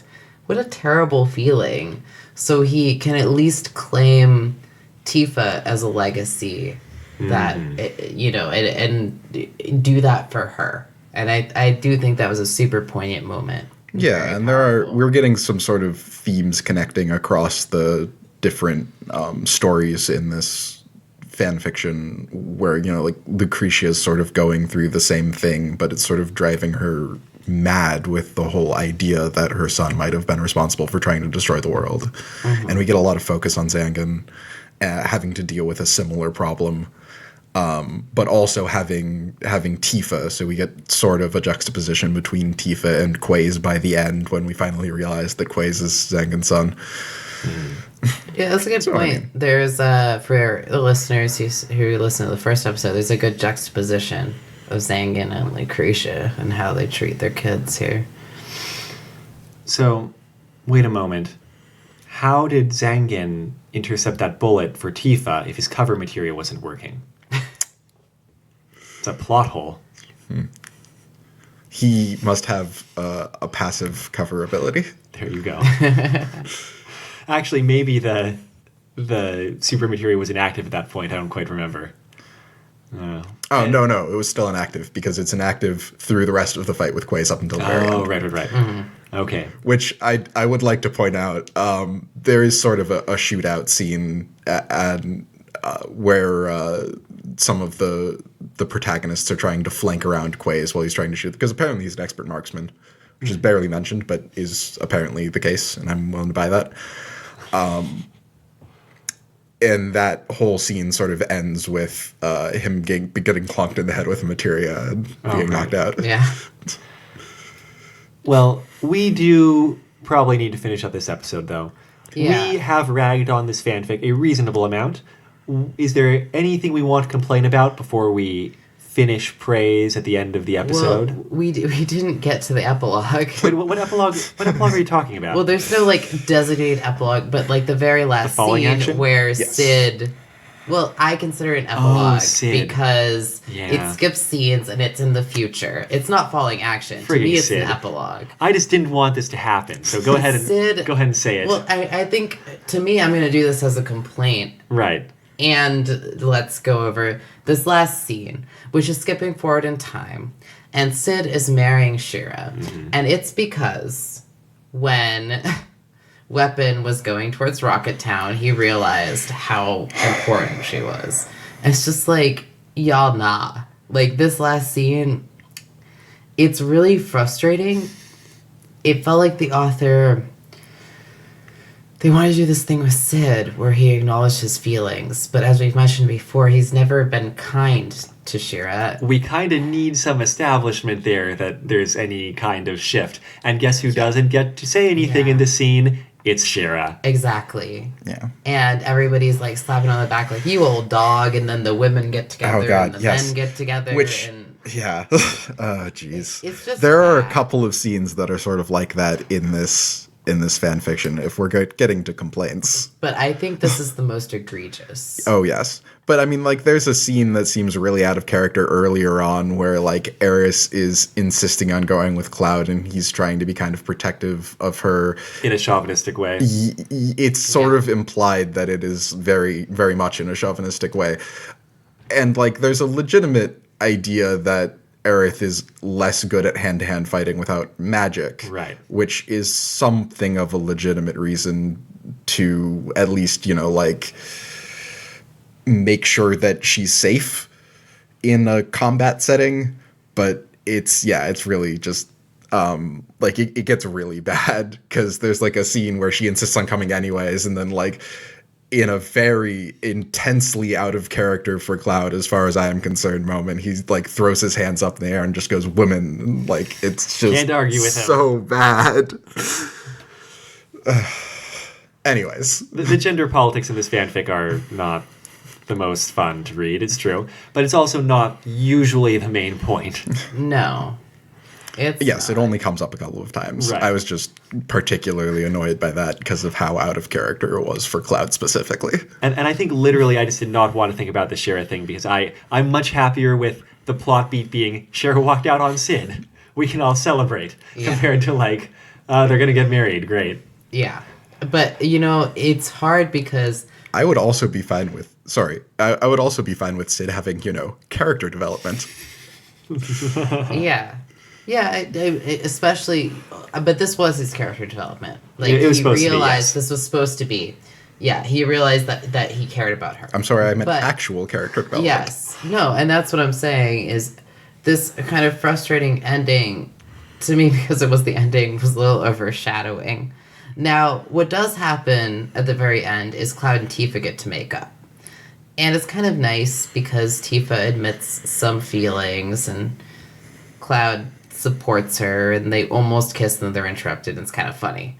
But as far as having this be Sid and the wedding, I felt like honestly this represents my biggest criticism. It was that character moments were taken and used as plot devices, such as Sid's apparent character development that wasn't supported, of developing into a wedding to use as a setting for Cloud and Tifa to make up. It was very forced, and I felt like we kind of gone over ways in which there were other forced moments in this fanfic. So that was kind of my biggest criticism, was the element of forced character beats to create plot movement.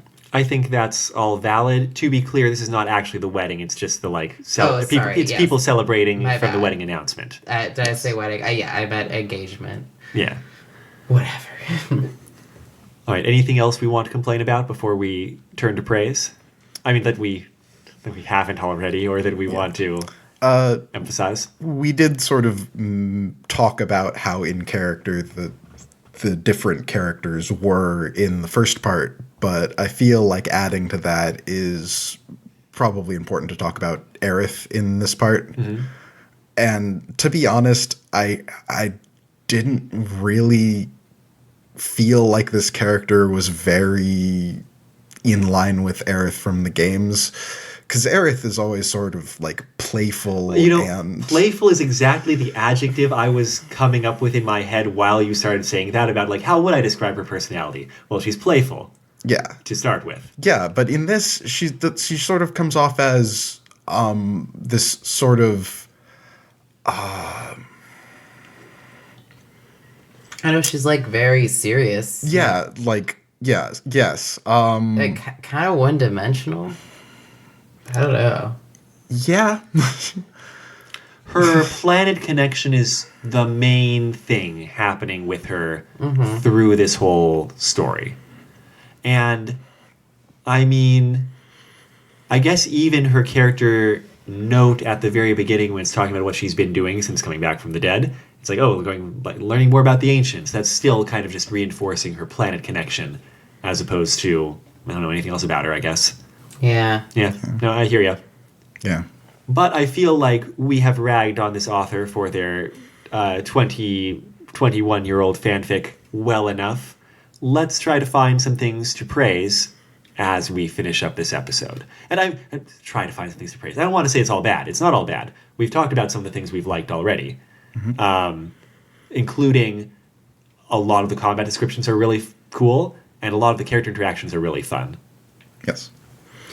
Yeah, no, I think this was, both of the fanfics we read, but were very good. And this one, in particular, I thought the plot, like, despite moments where it was, like, a little forced or a little bit contrived, I actually was really engaged in the plot. I really liked the plot and the twist about Quiz being Zangan's son. I didn't expect, and it provided good motivation for Zangan. I wish it would have been explained more, but like regardless of that, you could see this as an episode of a TV show or video game plot. Like, I would have liked more explanation of certain things, but it doesn't mean that those things weren't good twists or good plot points. And as far as the pacing was really good. And things kind of developed along a good plot line. Like, you get these moments of lightheartedness between the characters, and then you get these moments of tension. And I think that's important in a Final Fantasy VII sort of milieu. Yeah, exactly. Because you definitely have that in the story where it's like, this is serious life of the planet or death of the planet situations. Yes. But you still intersperse that with these lighthearted scenes where everyone can kind of be like goofy or relaxed or at least like be doing fun things. You get to like, infiltrate a ship and Red is stuck in a outfit and his tail's still sticking out the back or, whatever. Yes. And I think this one in particular of the two fanbook we read was like, the first one was like the search for Aerith, right? Like, there's a plot right there. But this was the author trying to come up with something completely new, and they still involved the life of the planet and another threat to that life, but a very creative one. And so, they did a great job of that balance, creating a plot and creating, like, interest for the story. It was really well done. Yeah, I agree with that. I feel like I keep going back to, like, little moments when I'm talking about what I find praiseworthy, but there are some, again, like, legitimately well-written scenes or little snippets that I found to be very, very good. So, for example,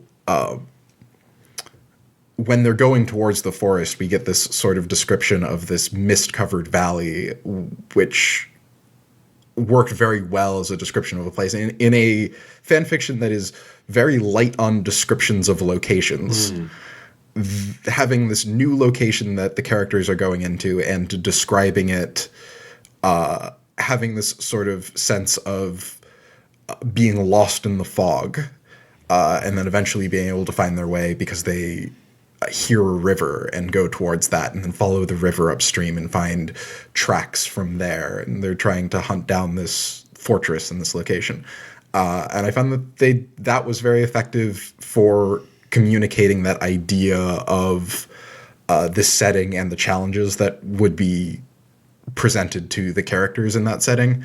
And the same was sort of true with when Reno and Cloud were trying to wander through the snowstorm, the freezing snowstorm, and then you got a pretty good description that I think communicated the emotions of that scenario very well, where it's from Cloud's perspective, and he goes from like focusing on getting from landmark to landmark to his like vision narrowing and just focusing on moving his feet in front of him. I don't necessarily like how that ended with them sort of collapsing in the snow before other people come find them, because of the way that the tropes work out, basically. But I do like the intention of that scene a lot. All right. I think that closes out our discussion. Thank you so much again for joining us, Chris, for a double episode of the same series. No problem. I think we just had too many words to say about Final Fantasy VII, and so we just weren't able to fit it into one episode. Yeah, well, and about these fanfics in general, which is, I guess, a point in their favor. Yeah, there's definitely stuff to discuss in this. Yeah. What fanfics have we read where we just kind of had to reach for like anything to say about them? You weren't there for that episode, Tori, but when we tried to talk about Redeath, which is the Evangelion parody fandub from 2000, we were just like, what do you say about this? Yeah, well, to be fair, I don't think there's too much positive to say about it. So. That was part of the problem, yeah. And we try to be positive on this podcast. Right. We do? Maybe I didn't get this memo. We do our best. We do what we can. Yeah. Next week... We try to be fair. Yes, I'm with you on that one. Fair and balanced, reporting about old... Maybe you shouldn't aspire to that particular phrase. Well, yeah, I mean, we need to be very fair to these old fanfics, because everyone cares deeply about our opinions and our judgments on them.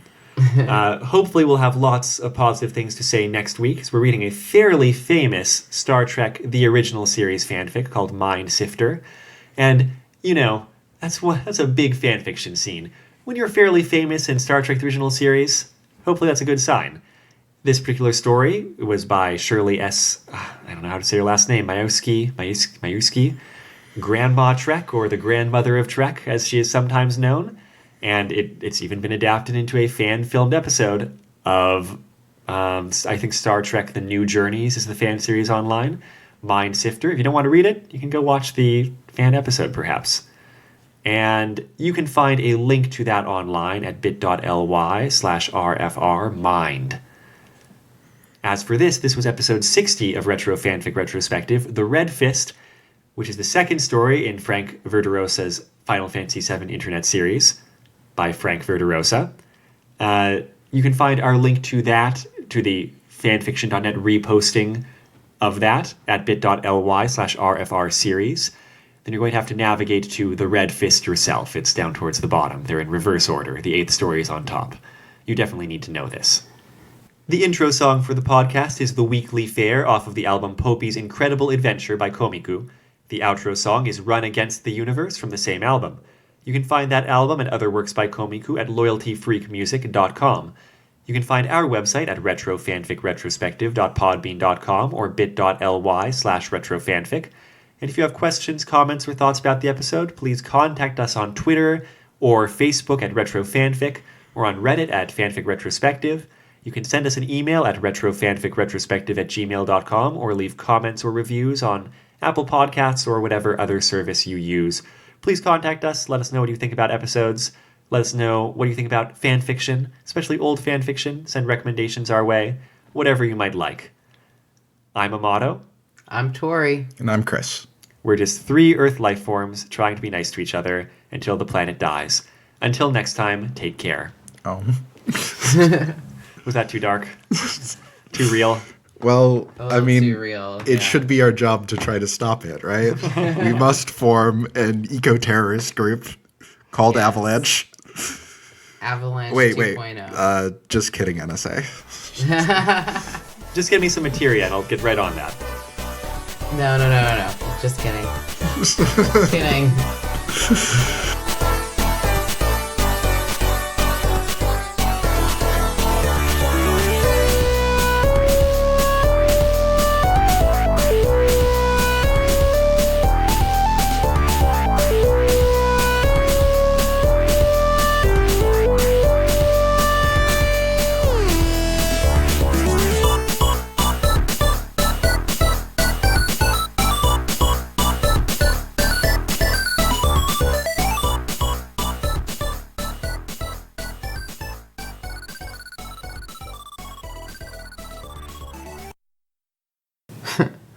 Dom said remember to turn the sound off on your phone so I don't get a text message noise when you're recording.